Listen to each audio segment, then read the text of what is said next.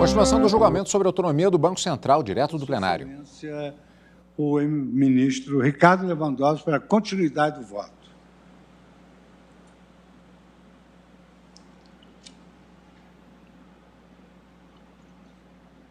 Senhor presidente, eu procurarei ser breve, até em atenção à pretensão formulada por Vossa Excelência de tentar, se não terminar hoje, pelo menos adiantar bastante o voto, e, portanto, eu saltarei os trechos, digamos assim, onde faço mera transcrição de normas e, eventualmente, de jurisprudência da Casa, e até porque já antevejo que meu voto será vencido, porque conheço a inclinação da Casa, e, portanto, não vou pregar para os convertidos. Vou apenas fazer, digamos assim, enfim, cumprir a formalidade de ler os votos, ler meu voto, enfim, nas partes que considero mais importantes. Então, senhor presidente, eu digo o seguinte: superadas as questões preliminares, passo ao exame da alegada inconstitucionalidade formal, que, como todos viram, foi levantada também pelo eminente Procurador-Geral da República. Eu começo transcrevendo o teor integral da lei impugnada, me dispenso de lê-la, esta lei, não é que transcrevo, mas chamo especial atenção para o que consta no artigo 6º dessa lei, e vou voltar ao tema. Diz o artigo 6º da lei impugnada: o Banco Central é autarquia de natureza especial, caracterizada pela ausência de vinculação a ministério, de tutela ou subordinação hierárquica,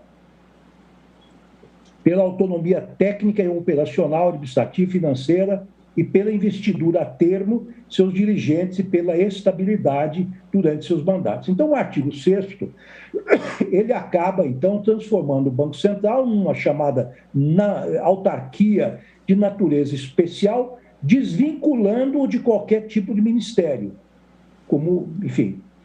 E, interessantemente, o parágrafo 1º diz: o Banco Central corresponderá a órgão setorial nos sistemas da administração pública federal, inclusive no sistema de planejamento e de orçamento federal, etc. Curioso é que tanto a lei quanto o eminente advogado-geral da União, na sua fala, na parte final da sua fala, sublinham este fato, que o Banco Central jamais deixou de fazer parte da administração pública federal. Eu digo isto porque, assim, pretendo reforçar este meu argumento no sentido da inconstitucionalidade formal por vício de iniciativa, porque, em sendo, como a própria lei diz e como o próprio advogado-geral da União afirma, o Banco Central integrante dos quadros da administração pública federal, qualquer modificação, a meu ver, necessariamente teria que partir da iniciativa do chefe do Executivo Federal. Então, eu estou aqui, senhor presidente, saltando a transcrição da lei e aí também, presidente, eu peço vênia, eu faço todo um histórico desde a criação do Banco Central, desde a Lei 4.595, de 31 de dezembro de 64, como é que ele foi criado, mostro quais são as atribuições originárias do Banco Central, transcrevo aquilo que me pareceu mais importante para fins de contraste com relação às alterações agora apresentadas na lei impugnada. Transcrevo também um excerto e um trecho da obra de José Afonso da Silva, que mostra a importância do Banco Central e, sobretudo, o papel relevante que ele presta na condução da economia brasileira, sobretudo nas operações de câmbio, crédito e venda de títulos da dívida pública federal, estadual e municipal. Trago à colação também, na evolução legislativa, a Lei 5.362, que modificou artigos da lei original 4.594, que mostra as alterações que foram feitas. Trago à baila a Lei 6.045, de 1974, que introduziu a possibilidade de demissão ad nutum do presidente e dos diretores do Banco Central do Brasil, previsto em seu artigo 5º, e definiu o caráter secundário da política monetária comparativamente à política fiscal. Isso me parece importante, esta alteração que a Lei 6.045 introduziu em 74, na medida em que restringe ainda mais a autonomia do banco, mostrando que este órgão estava sob controle do Executivo Federal, do governo propriamente dito, e, sobretudo, executando as políticas fiscais e econômicas, enfim, partidas do governo central, do governo federal.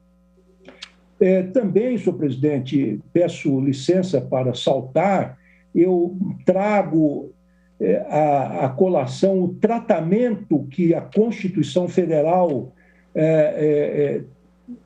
conferiu ao Banco Central, nos artigos 21.4 e 164 de seu texto, inclusive falo da competência privativa da União, no que diz respeito a questões da moeda, e vou adiante, senhor presidente, sem querer tomar tempo do colegiado, que é muito precioso, e transcrevo o artigo 52 e 84 da Constituição, menciono a Lei 8.646 de 93, que previu uma nova composição do Conselho Monetário Nacional, que passou a ser formado por 20 membros, dentre eles o presidente do Banco Central. Vou adiante.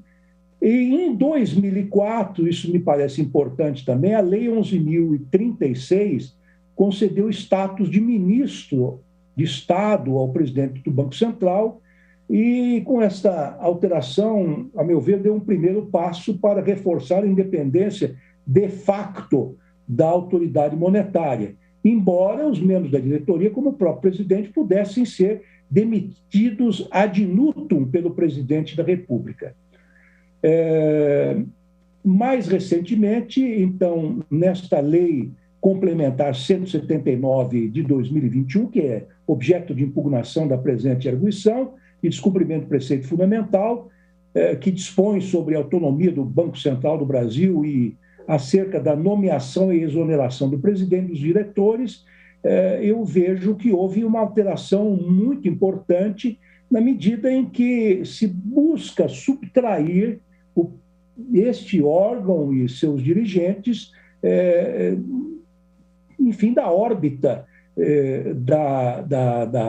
da presidência da República. E digo, então, salto os trechos correspondentes, que a aludida lei, enfim, estabeleceu um rol de competências para o Banco Central, deu, enfim, nova redação a vários incisos de diferentes artigos, e estou procurando resumir, senhor presidente, peço escusas aos eminentes pares, porque, às vezes, talvez o encadeamento lógico do meu raciocínio possa não ser tão perfeito.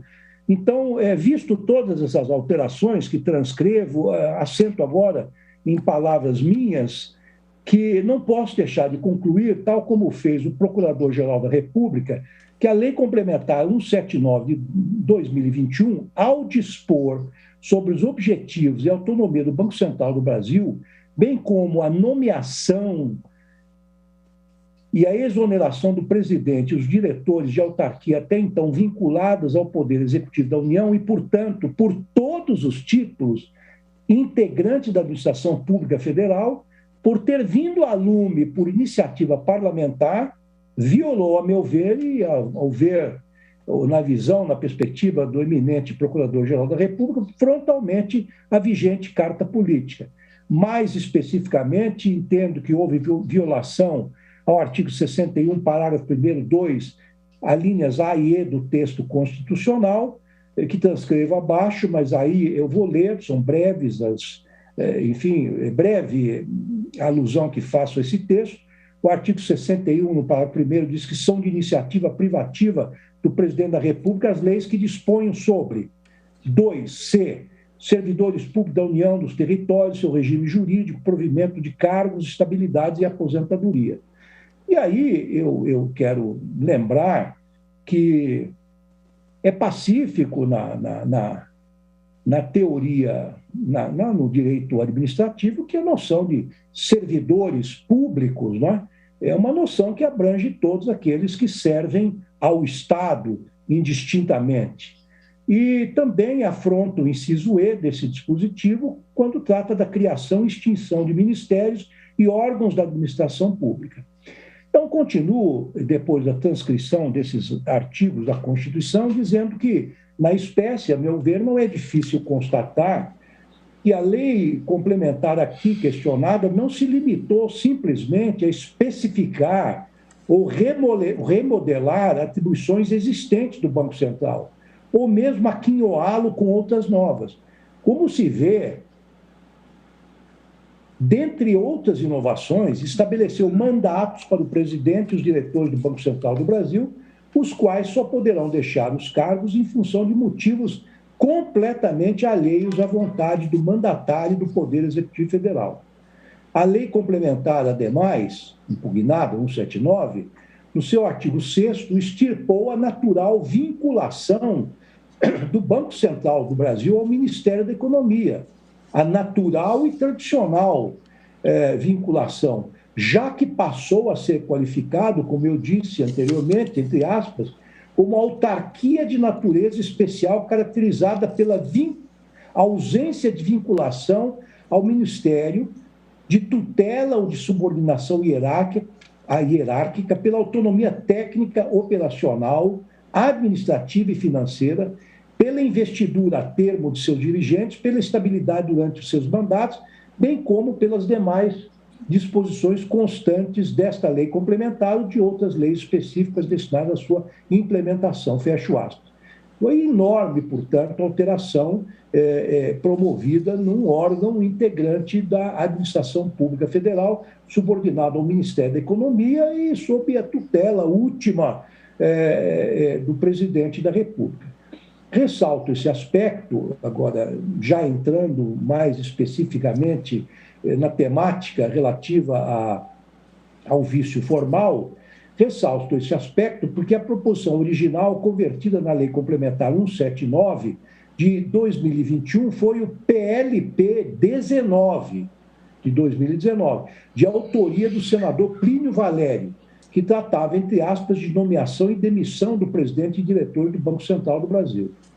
Ocorre que, posteriormente, por meio do substitutivo apresentado pelo senador Telmário Mota, houve significativa ampliação do escopo do projeto original, com a inclusão de temas constantes do projeto de lei do 112 de 2019, de iniciativa do chefe do Poder Executivo, que tramitava onde? Na Câmara dos Deputados. Mas com a aprovação do PLP 19 no Senado Federal, de iniciativa parlamentar, e o consequente envio do projeto para análise e deliberação da Câmara dos Deputados, em 9 de 2 de 2021, houve o apensamento do PLP 112, relembro, aquele de iniciativa do presidente, que dispunha mais amplamente sobre a autonomia técnica, operacional, administrativa e financeira do Banco Central, define seus objetivos e altera a Lei 4.595 de 64. Logo, concluo eu que o PLP 112 de 2019, apresentado pelo presidente da República, não tinha o mesmo objeto e nem guardou afinidade lógica ou relação de pertinência com o PLP 19, ao qual foi apensado na Câmara dos Deputados, de modo que não se há de falar aqui em iniciativa, entre aspas, por empréstimo no presente caso. O Supremo Tribunal Federal já se posicionou no julgamento conjunto das ADIs 3.112, 3.137, 3.198, 3.263, 3.518, 3.535, 3.538, 3.600, 3.788 e 3.814, todas do Distrito Federal, de minha relatoria, em que se definiu, o plenário definiu o que significa esta iniciativa por empréstimo admitida, né, que o plenário admite, quando se trata, que pega um trecho da emenda do meu voto e que acabou prevalecendo, e digo, dispositivos impugnados que constituem mera reprodução de normas constantes de lei, da Lei X, iniciativa do Executivo, revogada pela Lei Y, ou são consentâneos com o que nela se dispunha, ou ainda consubstanciam preceitos que guardam afinidade lógica em uma relação de pertinência com a Lei X ou com o PL Z, ambos encaminhados ao Congresso Nacional pela Presidência da República, razão pela qual não se caracteriza a alegada inconstitucionalidade formal. Ou seja, é preciso haver uma relação de pertinência entre um projeto eventualmente em tramitação no Congresso Nacional e aquele que foi enviado pelo Executivo para o Poder Legislativo.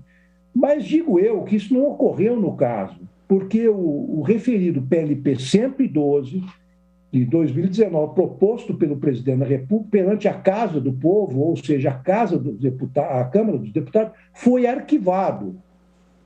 É o que se constata da tramitação do referido projeto de lei, na qual consta como último andamento, em 10/2/2021, entre aspas, a desapensação automática do PLP 19 principal, em face da declaração de prejudicialidade deste e do seu consequente arquivamento. Isso se deu na sessão deliberativa extraordinária virtual de 10/2/2021, precisamente às 19 horas e 35 minutos.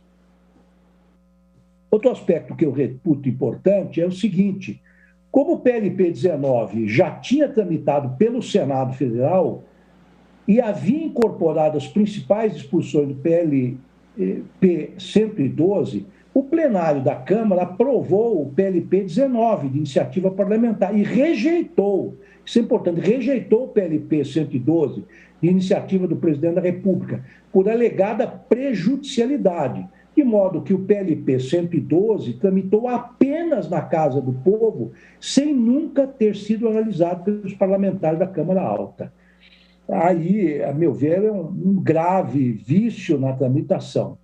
No documento eletrônico 11, consta a mensagem 1 de 2021, enviada pelo presidente da Câmara dos Deputados ao presidente da República, na qual este comunica, o presidente da mensagem comunica ao chefe do Executivo o seguinte: o envio a Vossa Excelência, para os fins constantes do artigo 62 da Constituição Federal, o projeto de lei complementar 19 de 2019 do Senado Federal, que define os objetivos do Banco Central do Brasil, dispõe sobre sua autonomia, etc.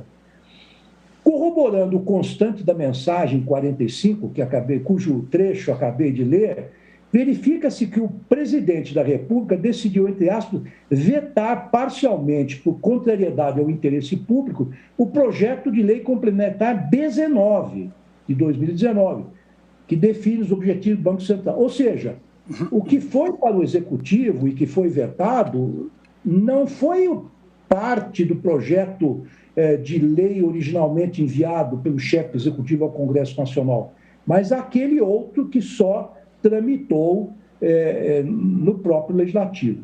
Então, digo eu que não há dúvida, portanto, quanto ao projeto de lei, que foi de fato, discutido e aprovado pelo Congresso Nacional e posteriormente sancionado pelo presidente da República, foi justamente o projeto de lei 19. Esclareça-se, portanto, e já disse isso antes, explicando aquilo que, enfim, acabo de ler, que não foi aquele originalmente enviado pelo chefe do Poder Executivo, mas um outro distinto, integralmente gestado no Parlamento, dispondo sobre matéria privativa de iniciativa do presidente da República, e isto, friso agora, em perigoso precedente quanto ao controle presidencial sobre a gestão da administração pública constitucionalmente assegurada. Como bem destacado pelo ministro Celso de Mello nos autos do MS 22.690, A disciplina jurídica do processo de elaboração das leis tem matriz, essencialmente constitucional, pois residem no texto da Constituição e nele somente os princípios que regem o procedimento de formação legislativa, inclusive aqueles que concernem ao exercício do poder de iniciativa das leis. É interessante perceber que o projeto foi iniciado no Senado Federal, mais um vício, a meu ver, em violação direta ao disposto no artigo 64 da Constituição Federal, o qual prevê, entre aspas, que a discussão e votação dos projetos de lei de iniciativa do Presidente da República, do Supremo Tribunal Federal e dos tribunais superiores tem início aonde? Na Câmara dos Deputados e não no Senado Federal, como ocorreu. A esse respeito, leciona o professor José Afonso da Silva o seguinte, e trago, então, a lição desse eminente constitucionalista que dá supedâneo a essa tese, a esse argumento que eu acabo de veicular, que não pode um projeto de lei enviado pelo presidente, pelo Supremo ou por um Tribunal Superior ter início no Senado Federal, mas deve sim ser apreciado primeiramente pela Câmara dos Deputados. Como se vê, continuo eu, o projeto de lei aprovado no Congresso Nacional é sancionado pelo Presidente da República, foi aquele iniciado no Senado Federal e de autoria parlamentar, não se afigurando possível, portanto, deixar de reconhecer o apontado vício de iniciativa da lei impugnada. Sim, digo eu, porque além de constatar-se afronta direta ao dispositivo constitucional que estabelece como de iniciativa privativa do chefe do Poder Executivo a criação e extinção dos órgãos da administração pública federal, artigo 61, parágrafo 1º, inciso 2, a linha E da Constituição Federal, verifica-se também lesão ao princípio basilar da separação dos poderes. Continuo afirmando que é escusado dizer que no regime republicano há uma partilha de poder, ou do poder, melhor dizendo, de forma horizontal entre o legislativo, o executivo e o judiciário, independentes e harmônicos entre si, denominada pelo jurista português Gomes Canotilho de núcleo essencial. Ele usa uma palavra alemã que é a seguinte, Kernbereich. Kern é mais do que núcleo, enfim, a semente que se encontra numa determinada fruta, e Bereich, como sabem os que entendem alemão com perfeição, se dedicam ao alemão, não é o caso do ministro Gilmar Mendes, o caso de Fachin, de muitos outros aqui, Bereich é o âmbito de competência, nuclear, essencial, portanto, enfim, esta é a visão de Gomes Canotilho acerca da importância deste princípio da separação de poderes. Não há como deixar de admitir que o Banco Central do Brasil, a toda evidência, integra a estrutura da administração indireta da União, constituindo a autarquia federal que, antes da alteração empreendida pela vergastada Lei Complementar 179, encontrava-se vinculado ao Ministério da Economia, nos termos do artigo único, inciso 6º, do anexo do Decreto 9.660 de 2019, que, entre aspas, dispõe sobre a vinculação das entidades da administração pública federal indireta. Repito, quer dizer, o Banco Central integrava a estrutura da administração indireta da União e subordinava-se, ou pelo menos estava vinculado ao Ministério da Economia. Quanto ao tema, reputo relevante fazer uma pequena digressão, trazendo à colação o artigo 87, parágrafo único, inciso 1 do texto magno, do qual consta que uma das atribuições dos ministros de Estado é a de, entre aspas, exercer a orientação, coordenação e supervisão dos órgãos e entidades da administração federal na área de sua competência. Esse instrumento de controle demonstra que a autarquia era, sim, objeto de tutela administrativa exercido pelo ministro da pasta, ao qual estava vinculado o Banco Central, conhecida no direito administrativo brasileiro como supervisão ministerial. Então, de repente, por iniciativa parlamentar, Ainda que se possa imaginar que, em tese, o presidente da República estivesse enfim, placitando esta perda de supervisão ministerial hierárquica relativamente ao Banco Central, a verdade é que essa ablação foi feita a partir da iniciativa parlamentar. Lucas Rocha Furtado, que é um eminente administrativista, integrante do parquê do Tribunal de Contas, entende que a supervisão ministerial exercida pelos ministros de Estado em relação às entidades da administração pública indireta corresponde ao tradicional, entre aspas, poder de tutela, aproximando-se, todavia, mais de uma modalidade especial, entre aspas, de controle político, exercido principalmente por meio da possibilidade de designação e afastamento dos dirigentes da entidade. Transcrevo, então, um trecho relativamente longo deste administrativista emérito, Lucas Rocha Furtado, em que explicita esse seu ponto de vista.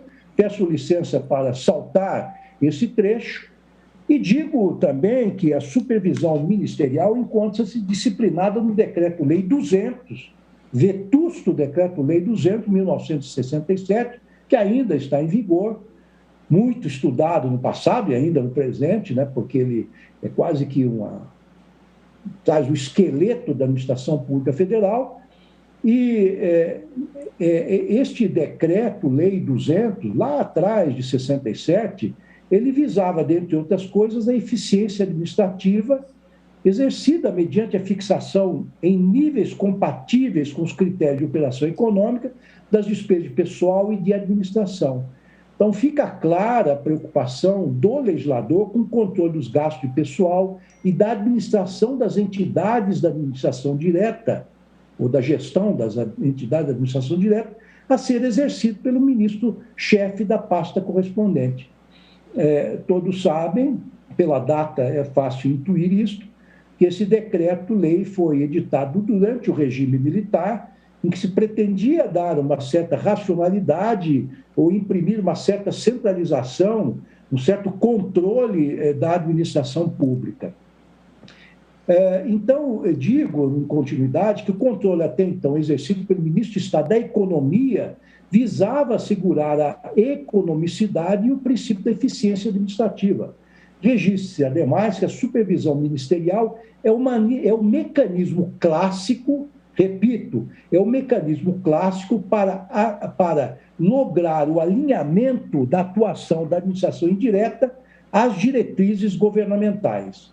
Assim, a lei complementar aqui questionada, ao conferir ao Banco Central do Brasil o grau máximo de independência, entre aspas, caracterizada pela ausência de vinculação a ministério, de tutela ou de subordinação hierárquica, pela autonomia técnica, operacional, administrativa e financeira, pela investidura a termo de seus dirigentes e pela estabilidade durante seus mandatos, conforme consta no artigo 6º da lei impugnada, reformula completamente a relação entre aquela autarquia federal e o ministro da pasta, ao qual estava vinculada esta autarquia, retirando, isto é importante, do chefe do Poder Executivo Federal o controle político da atuação desta.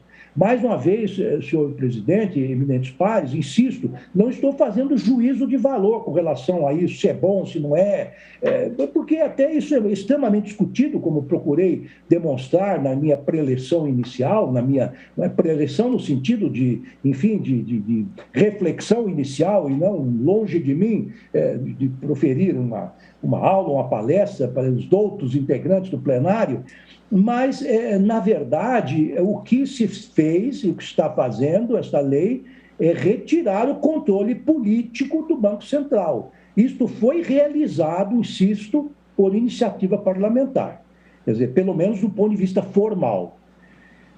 E digo, então, na sequência, aqui não se está debatendo já exatamente se a autonomia do Banco Central, como acabei de dizer, é benfazeja ou deletéria para o destino da economia do país, nem se a decisão congressual nesse sentido foi ou não adequada. A questão em debate é saber se por iniciativa exclusivamente parlamentar, à luz dos ditames constitucionais, seria possível subtrair do presidente da República o controle de algum órgão integrante da administração pública federal, sem que tal fosse feito por meio de projeto de lei com origem no Poder Executivo. Nessa linha de entendimento, como bem apontado pelo ministro Carlos Veloso, na ADI 449 do Distrito Federal, que trata do regime jurídico dos servidores públicos da autoridade monetária, entre aspas, o Banco Central do Brasil é a autarquia que exerce substancialmente atividades públicas, assim prestadora de serviços públicos, pelo que é uma autêntica autarquia de personalidade jurídica de direito público. Por isso, mostra-se evidente, já estou terminando, ao meu ver, que qualquer regra disciplinadora de atuação da entidade em tela ou a maneira de admissão ou demissão de seus dirigentes só pode ser formulado ou modificado por iniciativa do presidente da República, por quanto a Constituição lhe assegura, nessa matéria, competência privativa, sob pena, digo eu, de instalar-se indesejável balbúrdia na gestão da administração pública federal, a qual ficaria sujeita aos humores oscilantes dos membros do Congresso Nacional, capturados por maiorias ocasionais e, eventualmente, cambiantes no curto ou médio prazo. Eu estou aqui reproduzindo excertos da manifestação da PGR, que adoto como fundamentos do meu voto. É uma transcrição relativamente longa, mas muito substanciosa, a meu ver, e, portanto, em que analisa com minúcias o processo legislativo da lei pelo qual passou a Lei Complementar 179, de 2021, mas atendendo aqui ao apelo do presidente da nossa Suprema Corte, deixo de saltar aí 2 ou 3 páginas dessa transcrição e também salto aqui uma transcrição de uma manifestação muito douta do ministro Celso de Mello, na ADI 724, que corrobora esse meu ponto de vista, outra do ministro Celso de Mello. Vou saltando as transcrições que faço de acórdãos da ministra Ellen Grace, da ministra Carmen Lúcia, do ministro Joaquim Barbosa, do ministro Eros Grau. Também salto menções a várias ações diretas de inconstitucionalidade que vão supedâneas esse meu ponto de vista, de relatoria do ministro Carlos Veloso, Sepúlveda Pertence, Maurício Correia, Menezes Direito, César Peluso, Aires Brito, Celso de Mello, mais uma vez, Ellen Grace novamente, Gilmar Mendes e outros de minha relatoria. E já terminando, vou dizendo, observe-se que, dada a gravidade do vício, a sanção executiva não, como já foi dito, não tem força normativa para sanar o vício de inconstitucionalidade formal, mesmo que se trate de vício de usurpação de iniciativa de prerrogativa institucional do chefe do Poder Executivo. Essa afirmativa foi feita pela eminente ministra Rosa Weber, na ADI 6.337, cito entre aspas, e o mesmo entendimento foi exarado pelo ministro Maurício Correia, na ADI 700, do Rio de Janeiro, e do ministro Celso de Mello, na ADI 2867 do Espírito Santo, de relatoria do ministro Celso de Mello, sempre no sentido de que não é a sanção, não sana o vício de iniciativa. Essa também é a posição do ministro Alexandre de Moraes, que em sede doutrinária sustenta o seguinte, entre aspas, não ser possível suprir o vício de iniciativa com a sanção, pois tal vício macula de nulidade toda a formação da lei, não podendo ser convalidado pela futura sanção presidencial. Cito também José Afonso da Silva, mais uma vez, o próprio professor Manuel Gonçalo Ferreira Filho, ex-catedrático de Direito Constitucional da Faculdade de Direito da Universidade de São Paulo, traz várias decisões desta Suprema Corte neste mesmo sentido, e vou adiante, dizendo, ora, se a posterior aquiescência do presidente da República pela sanção do PLP 19, de autoria do senador Plínio Valério, não poderia sanar o inexcusável vício de iniciativa, em situações que a prerrogativa dele foi usurpado, com muito mais razão, um mero apensamento do PLP 112, iniciativa do chefe do Poder Executivo Federal, não seria suficiente para tornar rígido o processo legislativo maculado desde o nascedouro. Ou seja, um simples apensamento, depois rejeitado ou arquivado por prejudicialidade, não tem o dom de, enfim, de instilar, um remédio constitucional nesta tramitação viciada desde o início. Refuto aqui, com o devido respeito, o argumento trazido pela Advocacia Geral da União, no sentido de que, não havendo projeto apresentado pelo detentor da iniciativa reservada, superada fica a discussão sobre o pretenso vício de iniciativa, inclusive no que diz respeito a outros projetos que tratem da mesma temática, ainda que seja de origem parlamentar, e refuto, enfim, com a devida vênia, este argumento, dizendo que as normas constitucionais referentes à iniciativa de projeto de lei dessa iniciativa não admitem mitigação da forma pretendida, sob pena de afronta ao princípio da separação dos poderes, que torna insubsistente a alegação. Lembro sempre que a assertiva do ministro Marco Aurélio, que sempre trazia com frases muito bem inspiradas, um colorido todo especial para as nossas discussões, o ministro Marco Aurélio dizia que forma é liberdade.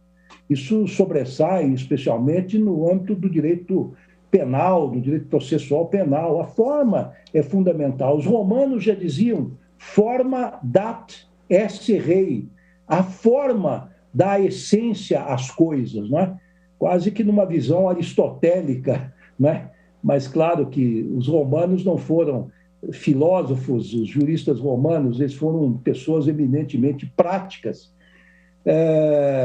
Digo, então, que a lei originada no Senado Federal portanto, a meu ver, inconstitucional. Rebato outros argumentos, trago, enfim, pronunciamentos do ministro Gilmar Mendes.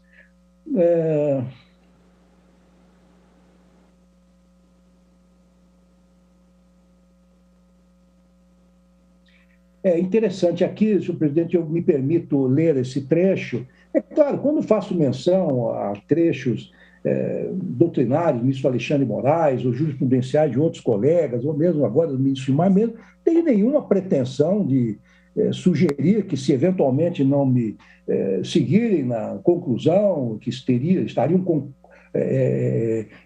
contrariando suas posições anteriores, longe de mim disso. Mas aqui eu quero trazer uma manifestação do ministro Gilmar Mendes que me parece importante. Ela foi exarada nas ADIs 3.289 e 3.290, ambas do Distrito Federal, ajuizadas contra o disposto na medida provisória 207 de 2004, depois convertida na Lei 11.039, que alterou disposições das leis 10.683 de 2003, 9.650 de 1998, em que o STF considerou que a definição do status de ministro de Estado ao presidente do Banco Central, entre aspas, diz o ministro Gilmar Mendes, não consubstancia matéria atinente à ordenação do sistema financeiro nacional, mas diz respeito à organização administrativa do Estado. Então, eu trago isso à colação, ainda que correndo o risco, e acredito que isso será o caso, de ser contrariado por Sua Excelência o ministro Gilmar na conclusão do meu voto, mas justamente para demonstrar que o próprio status de ministro do Estado ao presidente do Banco Central reforça essa ideia de que esse status diz respeito à organização administrativa do Estado, e refutando, portanto, o argumento que a iniciativa parlamentar seria possível na medida em que o projeto de lei diria respeito à ordenação do sistema financeiro nacional. Trago um trecho do voto do ministro César Peluso nesse sentido. Vou adiante. E, presidente, colaborando com Vossa Excelência, mais uma vez, faço questão disso, embora tenha ultrapassado o tempo que fixei para mim mesmo, eu, por todas essas razões, conheço parcialmente a presente ação direta de inconstitucionalidade e, na parte conhecida, julgo procedente o pedido para declarar a inconstitucionalidade formal da Lei Complementar 179 de 2021. Peço escusas pela forma atabalhoada de ler o meu voto, mas os colegas têm em mãos o meu voto escrito e certamente saberão, enfim, se orientar a partir desse meu voto escrito, no sentido de me acompanhar ou de trazer outra solução para o prazo sob análise. Obrigado a todos.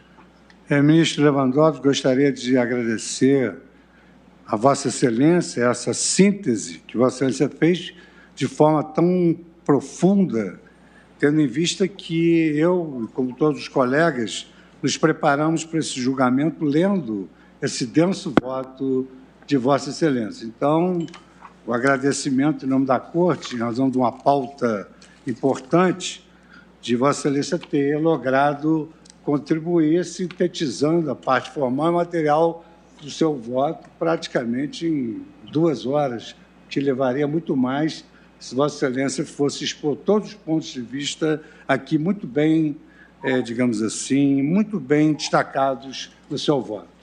Agradeço a Vossa Excelência, anotou o resultado, conhecido parcialmente a parte conhecida, julga procedente, a ação declaratória de constitucionalidade, e em razão exatamente de um consenso entre os colegas, votará agora, antecipadamente, o ministro Luiz Roberto Barroso. Vossa Excelência, a palavra para o voto. Obrigado, presidente. Ministro Luiz Fux, cumprimento os eminentes ministros aqui no plenário, ministra Rosa Weber, ministro Alexandre de Moraes, cumprimento a ministra Carmen Lúcia e os demais colegas, cumprimento o senhor vice-procurador-geral da República, doutor Humberto Jacques, e os eminentes advogados que estiveram na tribuna, e cumprimento também, muito particularmente, o ministro Ricardo Lewandowski, que acaba de apresentar o seu denso voto com uma reflexão importante na qual expressa o seu ponto de vista.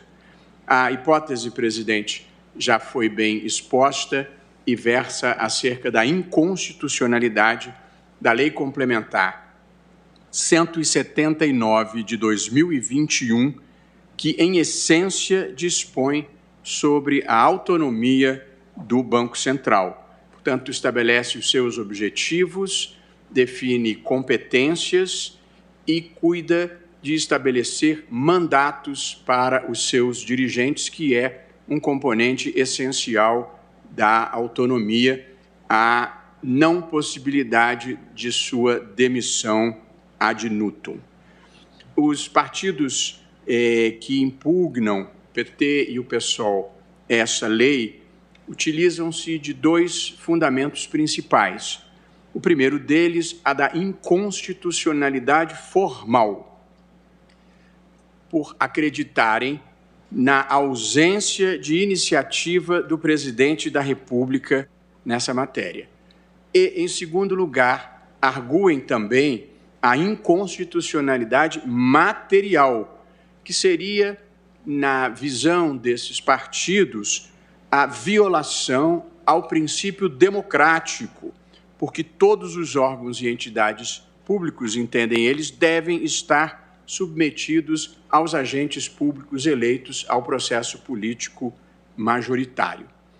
No seu voto, exposto com o brilhantismo de sempre, o ministro Ricardo Lewandowski não conheceu o pedido quanto à inconstitucionalidade material, apesar de ter iniciado o seu voto com uma importante digressão sobre esse tema, mas conheceu do pedido em relação à inconstitucionalidade formal e deu provimento ao pedido formulado pelos partidos políticos para considerar que houve violação da iniciativa privativa do presidente da República no processo legislativo, o que fulminaria esta lei de inconstitucionalidade. Eu já no plenário virtual havia pedido vista, presidente, e divulguei o meu voto, que aqui sintetizo igualmente, tal como fez o ministro Ricardo Lewandowski, gentil e generosamente, e estou pedindo todas as vênias à Sua Excelência para esposar uma compreensão diferente nessa matéria.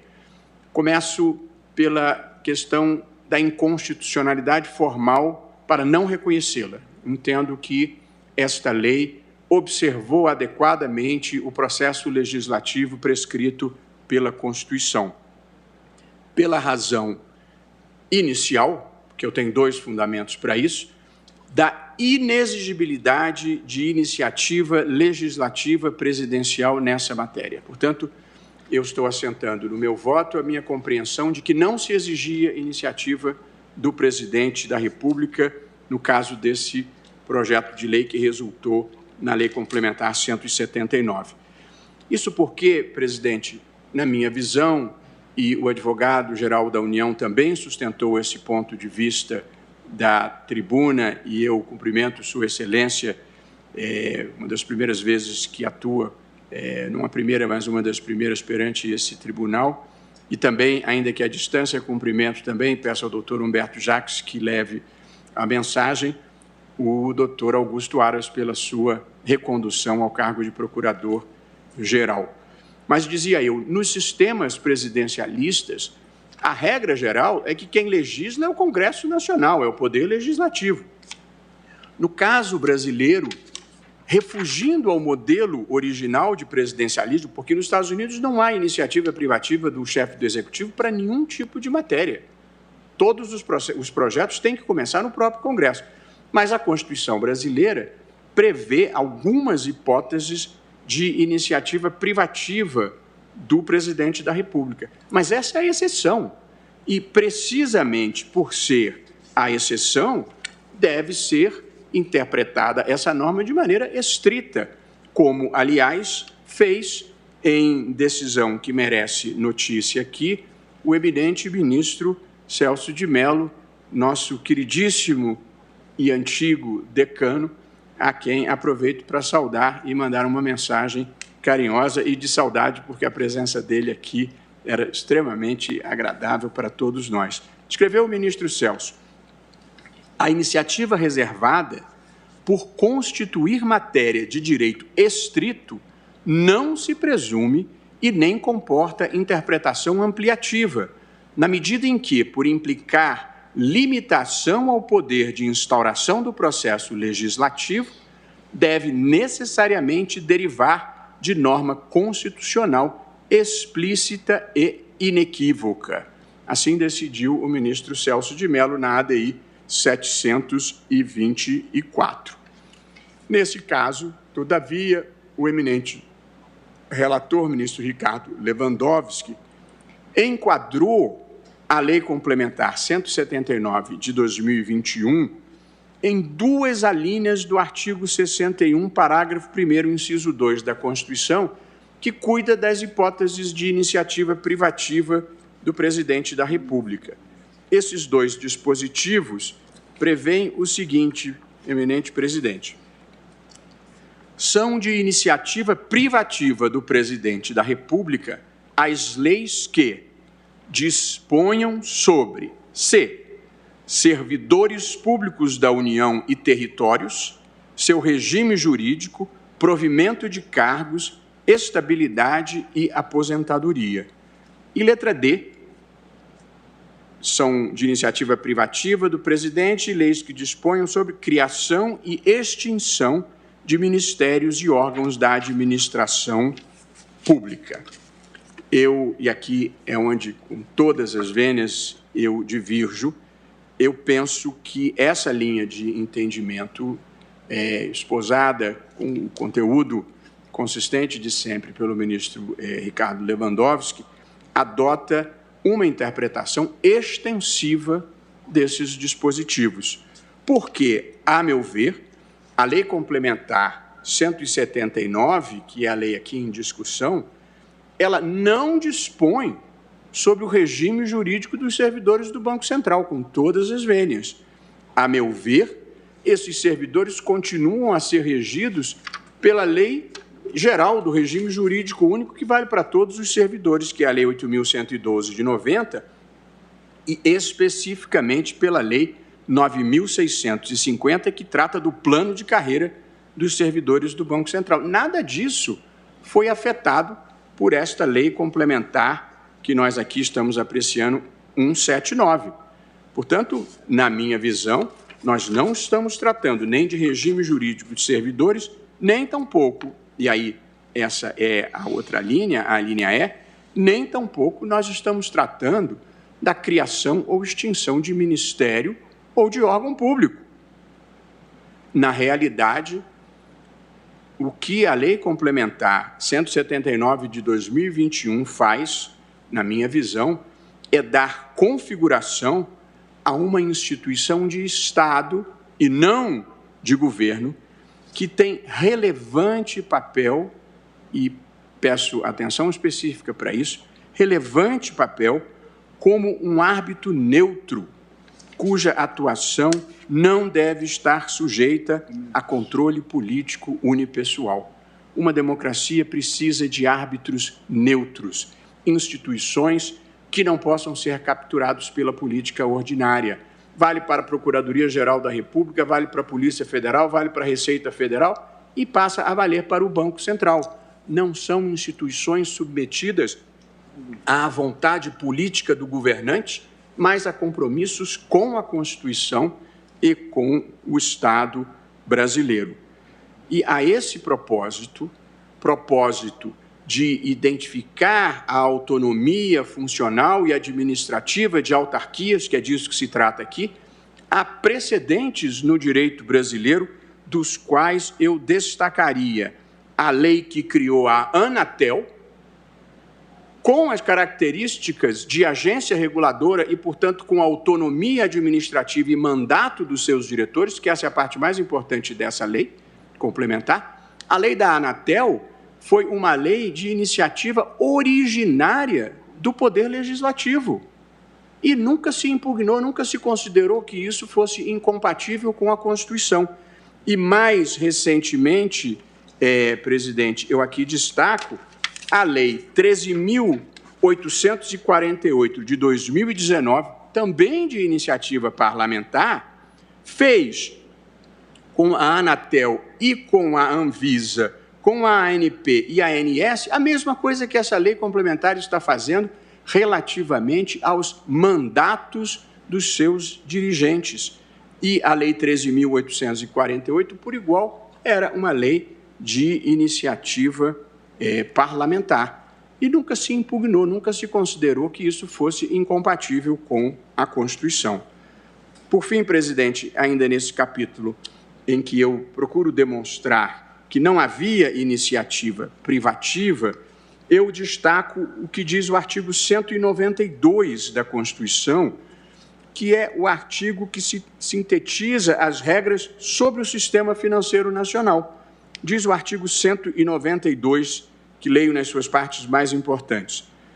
O sistema financeiro nacional, estruturado de forma a promover o desenvolvimento equilibrado do país e a servir ao interesse da coletividade, será regulado por leis complementares, que disporão, inclusive, sobre capital estrangeiro e etc. Portanto, o artigo específico que cuida do sistema financeiro fala só em lei complementar, que é o que se adotou aqui, não fala em iniciativa presidencial. E esse entendimento que eu aqui estou defendendo, presidente, a meu ver, é igualmente chancelado, e aqui de forma expressa, pelo artigo 48, inciso 13 da Constituição, que diz: cabe ao Congresso Nacional, com a sanção do Presidente da República, dispor sobre todas as matérias de competência da União, especialmente sobre, inciso 13, matéria financeira, cambial e monetária, instituições financeiras e suas operações. Essa é, precisamente, a área precípua de atuação do Banco Central, de modo que eu estou, presidente, afastando com todas as vênias do eminente ministro Ricardo Lewandowski a inconstitucionalidade formal por entender que não há vício de iniciativa. Porém, tenho um argumento suplementar, presidente. É que, apesar de não ser exigível, ao meu ver, a iniciativa privativa do presidente da República, eu entendo que houve iniciativa do presidente nessa matéria. E aqui eu gostaria de reconstituir a trajetória legislativa dessa lei, tal como eu estudei e a compreendi, que foi a seguinte. Em 12 de fevereiro de 2019, o senador Plínio Valério apresentou no Senado Federal o PL 19 de 2019, que dava autonomia ao Banco Central. Esse foi o primeiro passo em relação a essa matéria, efetivamente, de iniciativa legislativa. Porém, logo em seguida, em 17 de abril de 2019, exatos 2 meses após, o presidente da República encaminhou por mensagem o projeto de lei 112 de 2019, que era mais abrangente que aquele que foi apresentado pelo senador Plínio Valério, mas que versava o mesmo tema, autonomia do Banco Central. Esse projeto que o presidente da República enviou, iniciou a sua tramitação por mandamento constitucional, artigo 64, na Câmara dos Deputados. Ele não podia ir direto para o Senado Federal, para endossar o que estava sendo feito no Senado Federal. Portanto, ele foi apresentado na Câmara, mas aí, no Senado Federal, onde tramitava o projeto do senador Plínio Valério, o primeiro apresentado, o senador Teomário Mota apresenta um substitutivo ao projeto que estava no Senado, incorporando a proposta que o presidente da República enviou e que iniciou pela Câmara. Portanto, houve uma inequívoca manifestação de vontade do presidente da República que foi incorporada ao projeto que tramitava no Senado e veio a ser aprovado no Senado. O passo seguinte é, aprovado esse projeto no Senado, com a proposta que o presidente da República havia mandado para a Câmara, ele baixa para a Câmara dos Deputados, onde já estava o projeto enviado pelo presidente da República. E aí, o presidente da Câmara dos Deputados, cumprindo o regimento interno da Câmara, apensa os 2 projetos, porque eles tratam do mesmo assunto. E, portanto, o projeto que já estava aprovado no Senado, praticamente idêntico ao que já tramitava na Câmara, é aprovado na Câmara dos Deputados, sem alteração que justificasse a volta ao plenário. Portanto, eu entendo que a regra constitucional que exige iniciativa do presidente da República não tem um conteúdo formal, tem um conteúdo material. É preciso que haja uma manifestação de vontade do presidente da República no sentido de deflagrar o processo legislativo naquela matéria. E isso aconteceu. Portanto, eu não teria nenhuma dúvida em reconhecer que, se houvesse necessidade de iniciativa presidencial, que eu procurei demonstrar que não havia, ela foi suprida pelo envio de uma mensagem do presidente da República com o teor praticamente idêntico ao do que veio a ser aprovado. Portanto, não é admitir que a sanção convalida o vício, que até houve sanção, é o envio de um projeto com igual conteúdo é que, a meu ver, sana o vício de iniciativa, se ele houvesse. Portanto, presidente, em resumo desse capítulo, e eu já me encaminho para o fim, tem só mais um outro capítulo, mas em resumo desse capítulo, eu diria, 1, não era exigível a iniciativa do presidente da República para dar autonomia ao Banco Central, porque esta não é uma lei que trate nem de regime jurídico de servidor público, nem de criação de ministério ou órgão público. Além disso, o artigo 192 da Constituição só exige lei complementar, não fala nada em iniciativa presidencial para cuidar do sistema financeiro nacional. E, especificamente, o artigo 48, inciso 13, diz que é competência do Congresso Nacional tratar das matérias referentes à política monetária cambial, que são as atribuições principais do Banco Central. Em segundo lugar, ainda quando tal iniciativa fosse exigível, a meu ver, ela foi satisfatoriamente atendida pelo envio de um projeto de lei pelo presidente da República e não houve violação à tramitação na Câmara dos Deputados, porque a apensação de projetos de objeto igual é expressamente prevista no orçamento.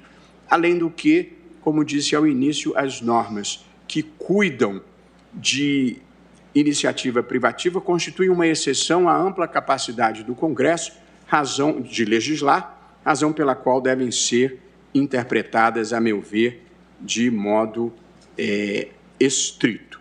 E, por fim, presidente, uma última reflexão, e é uma breve reflexão. Em sua petição inicial, o Partido dos Trabalhadores e o PSOL, eles apresentam substanciosos argumentos contrários à autonomia do Banco Central e alegam, entre outras razões, que a autonomia retira a autoridade do governo eleito sobre um instrumento central de definição da política econômica. É o que dizem na petição inicial e concluem dizendo: a mudança afeta o sistema representativo e os mecanismos de funcionamento e controle dos órgãos estatais, colocando a salvo e ileso de controle social o Banco Central e a própria condução das políticas econômicas e monetárias do país. Essa é a posição dos autores da ação e é uma posição defensável e exposta com proficiência. Há uma linhagem de pensamento nesse sentido, mas também há, presidente, um grupo relevante de atores institucionais e de atores econômicos que professam entendimento oposto e entendem que a autonomia do Banco Central resguarda a política monetária, poupando-a das circunstâncias do varejo da política e do curto prazo que as decisões políticas muitas vezes utilizam como inspiração. E não por outra razão, instituições respeitáveis como a OCDE e o Banco Mundial defendem expressamente a autonomia do Banco Central como um componente importante para que se tenha uma política monetária adequada. Eu penso, presidente, antes de encerrar dando a minha opinião nesse mérito, que vamos imaginar que existam argumentos razoáveis para as duas posições, como, aliás, penso que o ministro Lewandowski procurou demonstrar no início da sua exposição. Vamos supor que existam argumentos razoáveis nos dois sentidos. O Congresso Nacional escolheu uma opção. E decisão política, a meu ver, numa democracia, deve ser tomada por quem tem voto. Quando há omissão do Congresso, o Supremo pode ter uma postura mais proativa. Mas quando o Congresso atua num determinado sentido, a menos que a inconstitucionalidade seja patente, penso que o nosso papel seja um papel de autocontenção, de preservar a decisão política tomada pelo Congresso Nacional, que é o que me parece que se deva fazer aqui nesse caso, sempre pedindo vênia. Mas se, e aqui concluindo, presidente, se ao mérito o tribunal vier a entender que se deva chegar, eu devo dizer que, pessoalmente, por convencimento teórico e por observação empírica da realidade, eu sou de entendimento de que responsabilidade fiscal não tem ideologia. Responsabilidade fiscal não é nem de esquerda, nem de direita, não é nem monetarista, nem é estruturalista. É apenas um pressuposto das economias saudáveis. E penso mais, presidente, o descontrole fiscal, como acho que já deveríamos ter aprendido, inclusive com a história recente, traz recessão, desemprego, inflação, desinvestimento e juros altos. E desnecessário que eu diga que os mais penalizados por esse tipo de conjuntura de desemprego, inflação e juros altos são os mais pobres.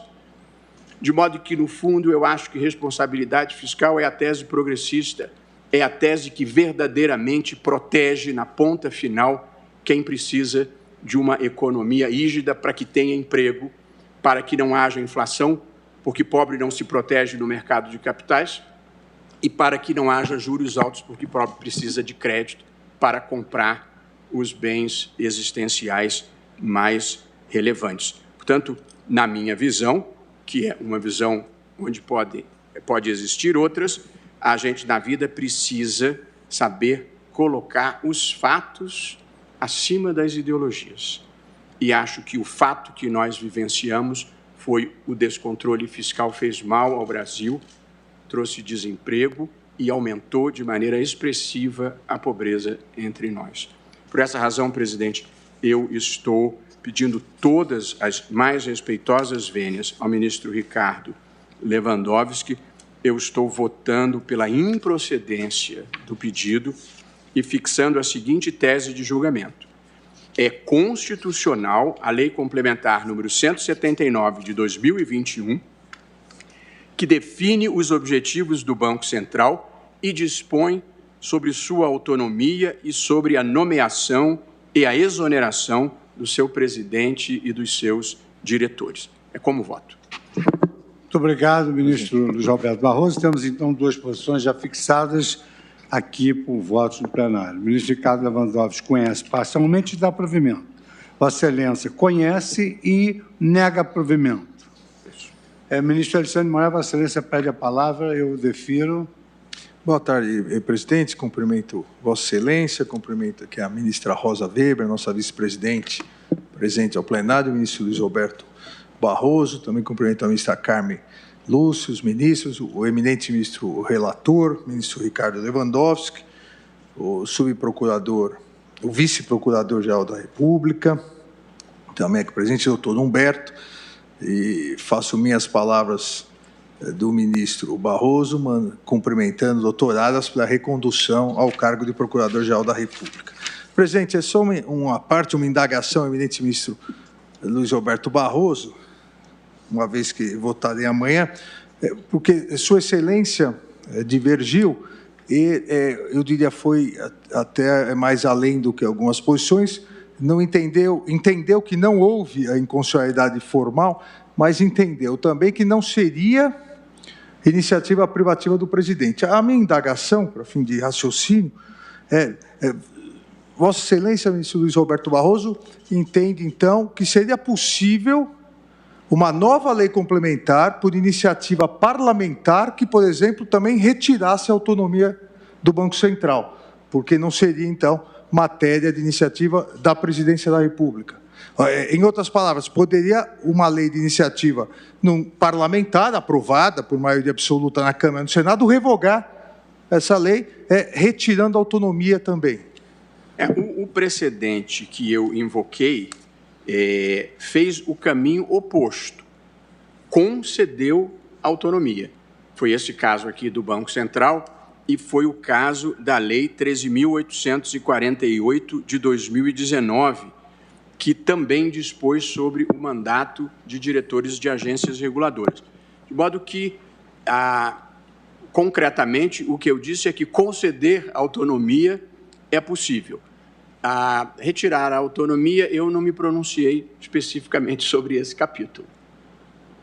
Mas de toda sorte, só apenas de toda sorte, o que no quadro fático nós temos? Projeto de lei de iniciativa do presidente, projeto de lei de iniciativa do Congresso, apensados na mesma direção. Esse foi o segundo argumento. O meu primeiro... Foi o segundo argumento. O primeiro argumento é de que a competência não é exclusiva.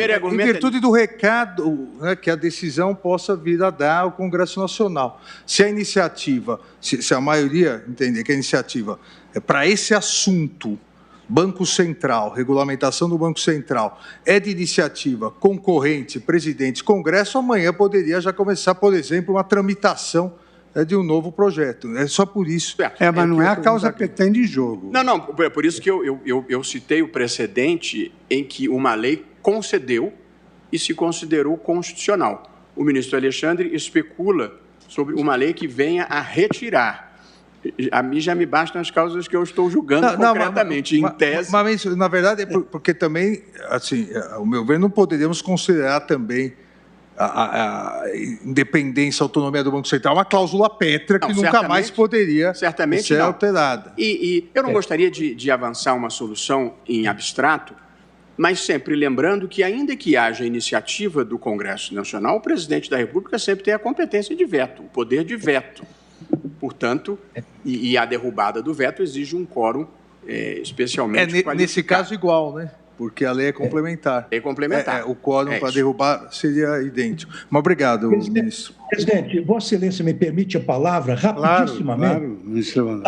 Sem querer, evidentemente, reforçar meu ponto de vista, eu acho que o plenário decidirá soberanamente e decidirá acertadamente.